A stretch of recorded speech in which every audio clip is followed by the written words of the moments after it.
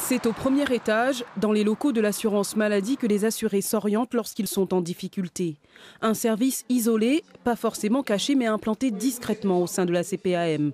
Et pour y accéder, il faut obtenir un rendez-vous avec un travailleur social. Pendant 3 ans, Nadia était en situation d'arrêt de travail et c'est auprès d'une assistante sociale qu'elle a pu trouver une solution à ses problèmes.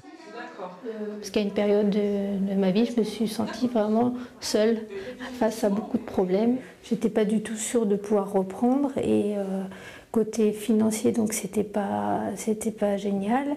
Donc je ne savais pas où j'allais. C'est là qu'elle a pu justement m'expliquer un peu les différentes catégories d'invalidité, comment on y accédait avec la prévoyance, les médecins, tout ça, un peu les différentes démarches pour y arriver. Les appels affluent et les dossiers s'empilent dans ces bureaux.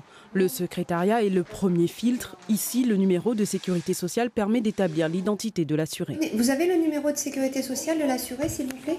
En Haute-Vienne, ils sont 9 travailleurs sociaux. Leur rôle, accompagner, soutenir les personnes fragilisées par des accidents du travail ou même touchées brutalement par la maladie. Au-delà de la situation de maladie, les personnes ont une situation économique qui peut se dégrader du fait de l'arrêt de travail. Bien évidemment, ça peut avoir des répercussions.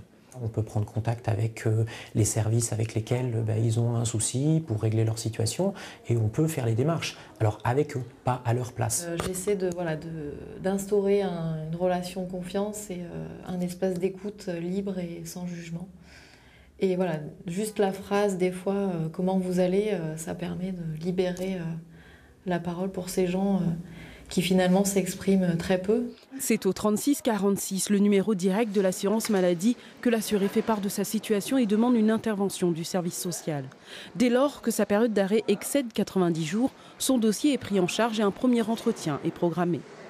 On considère que 90 jours, cela peut engendrer des difficultés, notamment au niveau du retour à l'emploi. Lorsque nous adressons un courrier invitant l'assuré à venir nous rencontrer pour bénéficier d'un soutien dans cette période difficile qu'il traverse, il peut assimiler ça à un contrôle. Ce n'est surtout pas un contrôle, c'est une invitation et absolument pas une convocation.